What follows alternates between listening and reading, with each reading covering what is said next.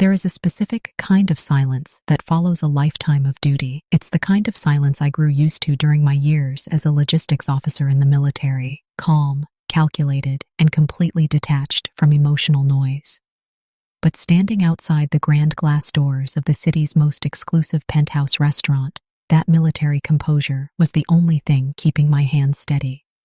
My name is Evelyn Vance. For the last 10 years, my life had been defined by rigid schedules, uniform regulations, and long deployments overseas. I wore my dark dress uniform tonight, the silver rank insignia on my shoulders catching the dim lighting of the skyscraper's lobby. I didn't wear it out of pride. I wore it because it was the only piece of clothing I owned that felt like armor, and tonight, I was walking into a war zone that no military manual could ever prepare me for. Through the tinted glass, I could see them, my sister, Victoria, and her fiancé, Richard. They were hosting their high society engagement dinner. The room was a sea of tailored suits, diamond necklaces, and the soft, artificial laughter of people who measured a person's worth by the commas in their bank account.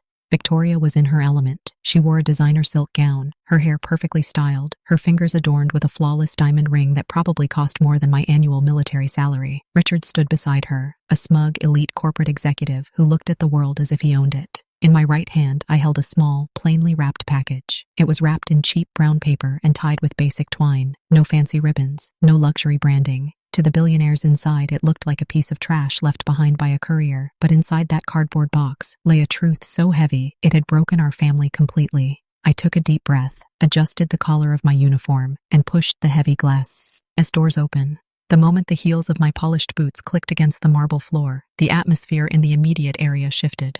A few people turned, their eyes widening slightly at the sight of a woman in full military dress uniform walking into a black tie gala. But when Victoria's eyes landed on me, her expression didn't soften with sisterly love. Instead, her mouth tightened into a thin, annoyed line. "Evelyn," she said, her voice carrying across the immediate circle of guests. She stepped forward, keeping her distance, as if my uniform might stain her silk gown. "You actually made it. I assumed you'd still be stuck at the base doing whatever it is you do there." "I took emergency leave, Victoria," I said, my voice calm, level, and entirely devoid of the anger burning inside me. "I wouldn't miss your engagement party." Richard stepped up beside her, swirling a glass of scotch. He looked at my uniform, then down at the cheap brown package in my hand. A small mocking smile crept onto his face. "Well, Captain Vance," Richard said, his tone dripping with condescension. "Glad you could join the civilian world for a night. But what's with the package? Did the military logistics department run out of gift wrap?" A few of the guests nearby chuckled softly. Victoria smirked, crossing her arms. "Don't embarrass her, Richard," Victoria said with artificial pity. "Evelyn doesn't really understand how things work in our circle. She's been living on government rations for too long." I looked at my sister, the same girl I had shared a bedroom with, the same girl whose college tuition I had helped pay for by sending money home from dangerous deployment zones. She had completely erased our past. She had forgotten the days when we had to share a single meal because our mother was working 3 jobs just to keep the lights on. The moment Victoria met Richard and crawled her way into high society, she cut ties with our mother and me, treating us like a shameful secret she needed to bury. "It's not a standard gift, Victoria," I said quietly, holding the box out. "Our mother wanted you to have this before you signed the final marriage contract. It belonged to her." At the mention of our mother, Victoria's face grew cold. Our mother had passed away 4 months ago in a public hospital ward. I was the one holding her hand. Victoria hadn't even bothered to answer my calls. She claimed she was too busy organizing her pre-wedding photo shoot in Europe. She didn't send flowers. She didn't attend the funeral. She simply sent a text message to my phone saying, "Let me know when the legal paperwork is sorted." "Mom is gone, Evelyn," Victoria snapped, her voice dropping to a harsh whisper so the other guests wouldn't hear. "And frankly, whatever old trinket she left behind doesn't belong in a place like this. Put it on the gift table at the back. If it doesn't get thrown away by the cleaning staff, I'll look at it later." She didn't even reach out to take it. She just pointed toward a long table piled high with silver boxes from Tiffany's, crystal vases, and luxury travel vouchers. I walked over to the table. The contrast was ridiculous. My small, damp, brown paper package sat right next to a gleaming silver box with a satin bow. I placed it down carefully. As I turned back, I heard Richard whisper loudly to Victoria, "I told you we shouldn't have invited her. She completely ruins the aesthetic of the room. A cheap brown box? It looks like she brought us a bomb." More refined laughter followed. I stood near the edge of the room, completely alone in my uniform, watching my sister celebrate a life built entirely on a foundation of betrayal. But as I watched her laugh, a cold, military precision settled over my mind. She thought she was untouchable. She thought she had successfully discarded her family to secure a spot in Richard's billionaire dynasty. But she didn't know what was inside that cheap box. She didn't know about the legal documents tucked beneath the bottom layer, and she had absolutely no idea that before this night was over, her entire gilded empire was going to blow up in her face. To understand the sheer weight of the trap that was about to spring tonight, you have to understand how deeply Victoria had betrayed our family. We weren't born into the elite. Our father passed away when we were young, leaving our mother, Margaret, to raise us in a tiny, rent-controlled apartment on the rough side of the city. Margaret was a proud woman. She refused government handouts. She worked as a laundry maid during the day and cleaned corporate offices at night. Her hands were always raw from harsh chemicals, and her back was permanently bent from years of physical labor. But she had one goal: to give her daughters a future. Because I was the older sister, I saw the sacrifice clearly. I joined the military academy right out of high school, specifically to take the financial burden off my mother. Every single paycheck I earned as an officer, I sent 80% of it back home. I didn't spend money on vacations, luxury cars, or fine dining. I lived in bleak barracks, saving every penny so that Victoria could go to a prestigious private university and study corporate law. But university changed Victoria. It introduced her to a world of old money, trust fund babies, and elite social circles. Instead of being grateful for our mother's sacrifice and my financial support, Victoria grew deeply ashamed of us. She began telling her wealthy classmates that her parents were wealthy real estate developers who lived in a private estate in Switzerland, and that she was raised by nannies. She completely fabricated an identity. And then she met Richard. Richard's family owned Vance Cromwell Logistics, one of the largest private defense and transport contractors in the country. It was a multi-billion-dollar empire run by his ruthless father, Charles Cromwell. The Cromwells were notorious snobs. They expected their children to marry into other old money dynasties to strengthen their corporate alliances. Victoria knew this, so she took her lies to a terrifying new level. I remember the night she broke our mother's heart. It was 3 years ago, right after Richard proposed to her. She didn't invite us to a nice restaurant to tell us. She showed up at our mother's tiny apartment in the middle of the night, wearing expensive clothes paid for by my military savings. "You can't be at the wedding," Victoria had said, her voice completely flat as she stood in our cramped living room. Our mother, whose health was already failing from years of hard labor, looked up from her sewing machine. Her eyes filled with tears. "What do you mean, Victoria? I am your mother. I washed floors for 20 years so you could wear that designer dress." "Richard's father is investigating my background," Victoria said coldly, not showing a single ounce of emotion. "If he sees this APA, if he sees you looking like a tired maid, he will force Richard to call off the wedding and cancel my corporate contract at the firm. I have worked too hard to get to the top to let your poverty pull me back down to the gutter." I stepped between them, my blood boiling. "Are you insane, Victoria? Mom literally destroyed her health for you. I spent 5 years in deployment zones sending you money so you wouldn't have student debt. How dare you treat her like an embarrassment?" Victoria looked at my uniform with pure disgust. "You chose to be a glorified government servant, Evelyn. Don't project your lack of ambition onto me. Richard's family is providing me with a life you couldn't earn in 100 lifetimes. If either of you shows up at the venue, or if you contact the Cromwell family, I will have the firm's legal team file a harassment injection against you. Consider us strangers." She walked out and never looked back. For the next 3 years, our mother's health deteriorated rapidly. She was diagnosed with terminal kidney failure. The medical expenses were astronomical. I used all my savings, took out loans against my military pension, and worked extra logistics consulting shifts just to pay for her dialysis. I tried reaching out to Victoria. I called her office at Vance Cromwell Logistics, where she was now working as a senior legal consultant. I left messages with her secretary. "Mom is dying. The hospital bills are crushing us. We just need you to visit her once." The only response I ever received was a formal cease and desist letter from her firm's legal department, signed by Victoria herself. It stated that any further attempts to contact her or her fiancé would result in immediate legal action for extortion and defamation. They even included a check for $1,000 with a note: "A charitable donation for your medical expenses. Do not contact us again." Our mother refused to let me cash that check. She looked at the signature on that legal document, the signature of the daughter she had starved herself to raise, and something inside her simply gave up. When Mom passed away 4 months ago, she left me a single iron key and a heavy, sealed legal folder hidden beneath the floorboards of her closet. Evelyn, she had whispered to me during her final hours, her voice weak but steady. Victoria thinks she built her new life on her own brilliance. She thinks she hid from her past.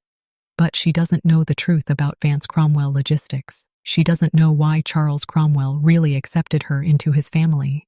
Give her the brown box on her engagement night. Let her open it in front of the world.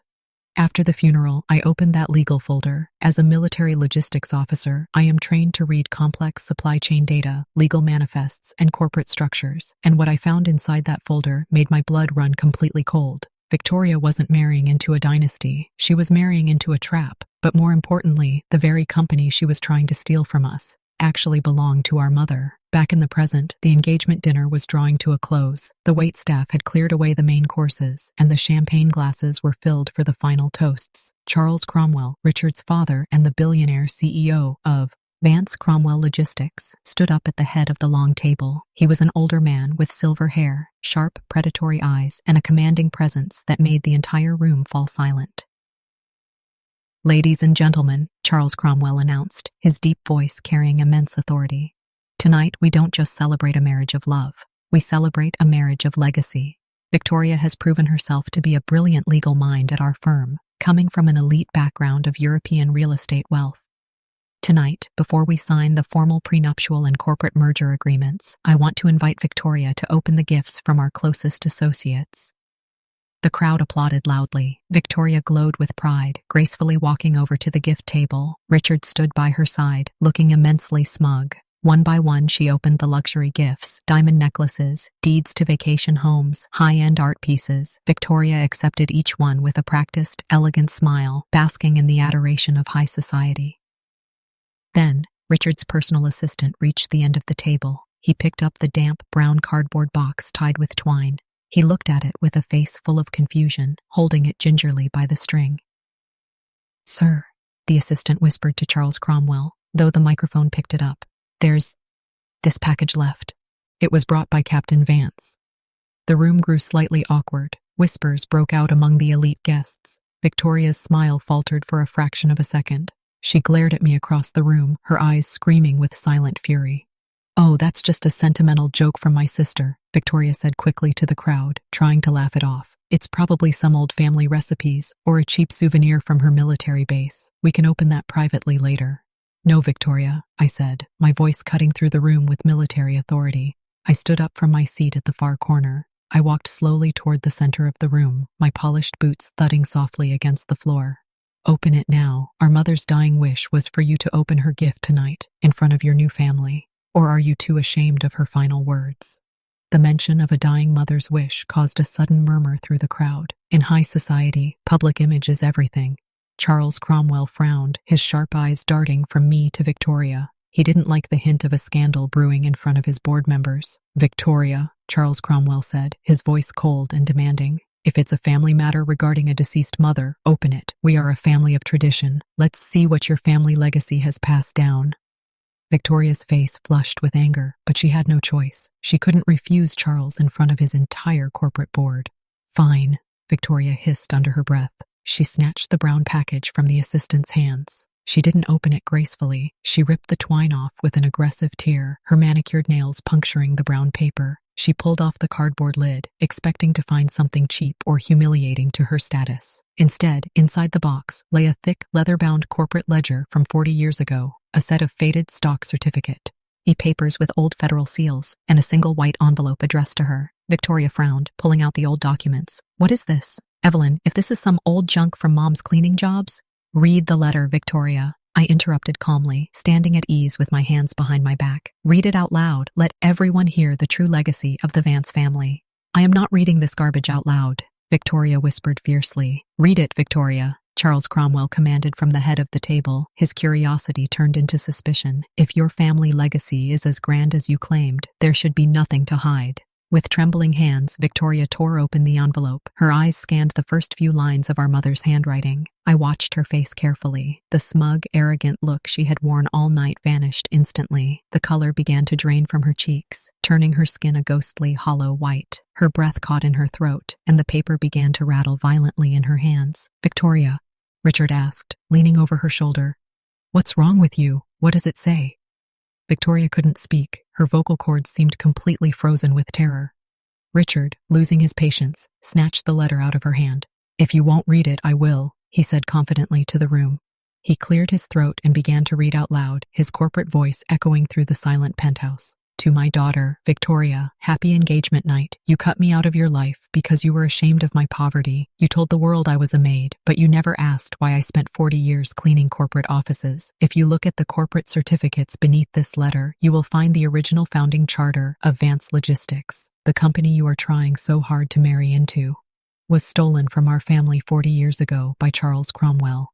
A collective gasp echoed across the room. Richard stopped reading, his jaw dropping as he stared at the paper. He looked up at his father, whose face had suddenly turned an aggressive shade of purple. What nonsense is this?" Richard stammered, his polished image shattering in an instant. But I stepped forward, pulling an identical set of certified legal documents from my uniform jacket. "It's not nonsense, Richard," I said, my voice echoing with terrifying clarity. "And the story is just getting started." The silence in the penthouse was now suffocating. The elite guests looked at one another, completely stunned, while the board members of Vance Cromwell Logistics stared directly at their CEO, Charles Cromwell. "Security, remove this woman," Richard shouted, his voice cracking with panic as he pointed a finger at me. "She's insane. She's trying to ruin our engagement with fake documents." "Nobody is removing anyone," I said, my voice dropping into a low, commanding tone that made the approach. Hing security guards hesitate. I looked directly at Charles Cromwell. "Your father knows exactly who I am, Richard, and he knows these documents are completely real. Isn't that right, Charles?" Charles Cromwell didn't move. His hands gripped the edge of the table so tightly, his knuckles turned white. The powerful, untouchable billionaire suddenly looked like a man trapped in a corner. 40 years ago, I continued, turning to face the crowd of investors and guests. Vance Logistics was a thriving international shipping firm founded by our grandfather, Arthur Vance. Our mother, Margaret, was the sole heir to that company, but she wasn't a corporate lawyer. When our grandfather passed away, she trusted a young, ambitious executive vice president to manage the operations. That executive's name was Charles Cromwell. Victoria finally looked up from her chair, her eyes wide with a new, horrifying realization. "Charles didn't just manage the company," I said, my eyes locking onto him. "He systematically forged asset transfers, funneled corporate funds into offshore shell accounts, and drove Vance Logistics into artificial bankruptcy. He stripped our mother of every single share she owned, bought the assets for pennies under a new name, Cromwell Shipping, and merged them to create the multi-billion-dollar empire you see today. He left our mother completely broke, forced into poverty, while he built his wealth on her stolen bloodline." "This is a lie!" Richard screamed, looking around frantically. "Father, tell them it's a lie." "Then why did your father hire Victoria the moment she graduated from law school?" I countered sharply. "Do you really think a ruthless man like Charles Cromwell hired a girl from a zero-background family and promoted her to senior legal consultant out of the goodness of his heart? Do you really think he approved this marriage because of her brilliance?" I walked over to the table and picked up the faded corporate ledger from the brown box, holding it up for the board members to see. Charles found out who Victoria was a year ago during a routine background check. He realized she was Margaret Vance's daughter, and he realized something even more terrifying. Our mother had spent 30 years quietly gathering the original manifests, the forged transfer receipts, and the unexpedited stock certificates that could legally invalidate his entire corporate empire in a court of law.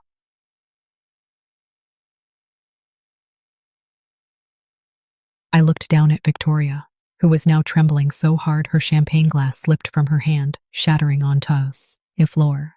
"Charles didn't accept you into the family because he loved your elite style, Victoria," I said, my voice dripping with cold pity. "He orchestrated your relationship with Richard. He pushed for this marriage because he needed you to sign the prenuptial agreement tonight. A specific clause in that contract states that any past family legal claims against Vance Cromwell Logistics are permanently waived upon marriage. He was using your own greed to make you sign away our family's right to justice." Victoria turned her head slowly to look at her fiancé, then at Charles Cromwell. "Charles is Is that true? She whispered, her voice completely broken. Did you use me? Charles Cromwell didn't answer her. He didn't even look at her. Instead, he looked at me, his eyes filled with pure hatred. You think you've won something, Captain? Charles hissed, his wealthy veneer completely dropping, revealing the cold monster underneath. Even if old Margaret had those papers, she's dead. The statute of limitations on corporate fraud from 40 years ago has long passed. You can't sue me.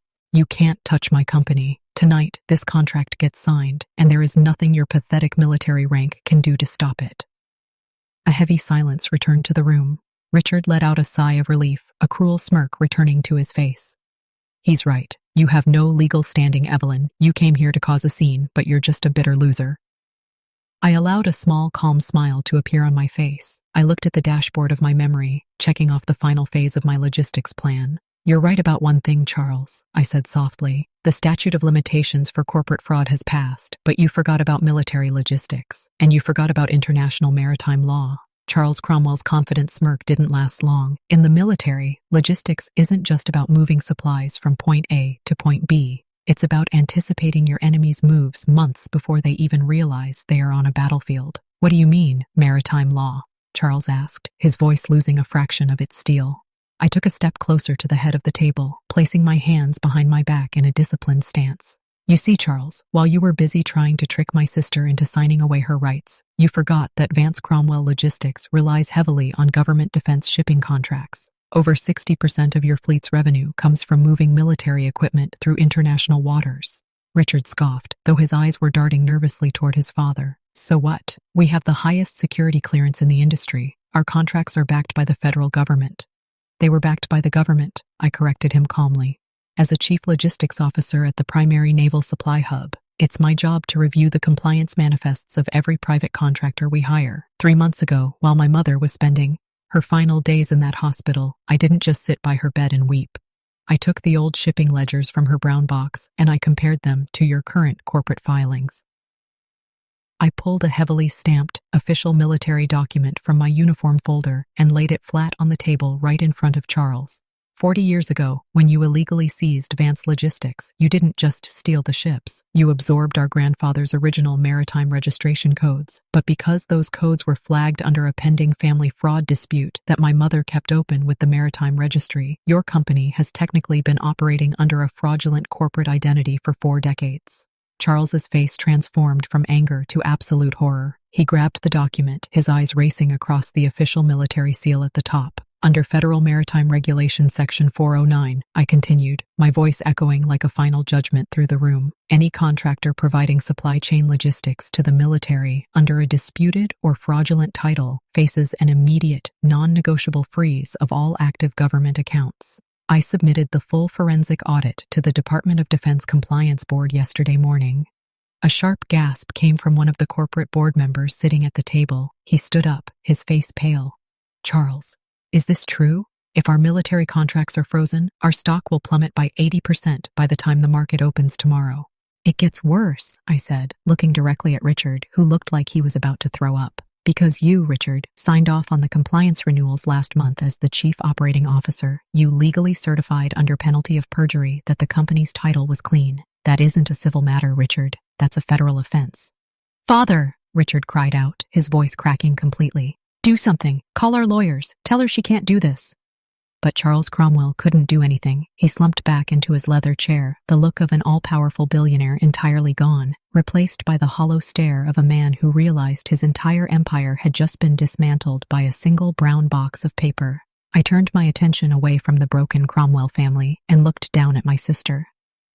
Victoria was still sitting on the floor, surrounded by the shattered glass of her champagne. The glittering diamond ring on her finger, which she had flaunted so proudly just an hour ago, now looked like a heavy iron shackle. Victoria, I said softly, my voice filled with a mixture of pity and disappointment. She looked up at me, her eyes bloodshot, her expensive makeup completely ruined. Evelyn, please, she whimpered, reaching out toward the hem of my military trousers. You can't do this to me. I'm your sister. I did what I had to do to survive. I didn't want to live in poverty forever. Poverty didn't make you cruel, Victoria. Your own greed did. I replied, stepping back so her hand fell empty against the cold marble floor. Mom didn't care about the money. She didn't care about the multi-billion-dollar company that Charles stole from her. She lived a simple, honorable life. All she wanted was for her daughter to love her. All she wanted was for you to visit her when she was breathing her last breaths.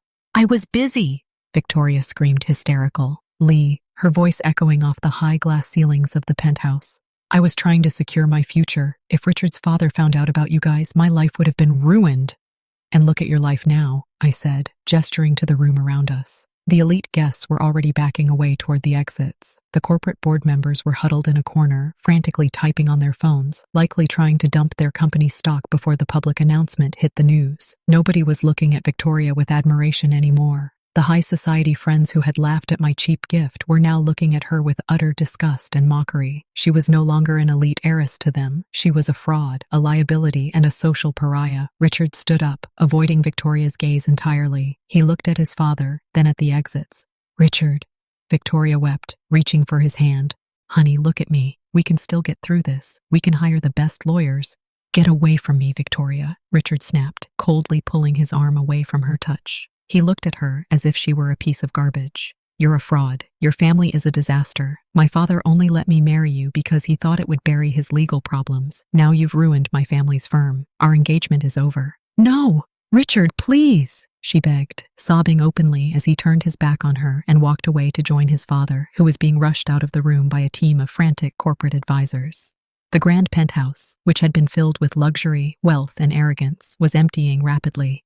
Within minutes, the music stopped. The catering staff quietly put down their trays. The lights felt piercingly bright, exposing the raw, ugly truth of the evening. I looked at my sister, who was now utterly alone, weeping in the middle of a room filled with torn luxury wrapping paper and abandoned champagne glasses.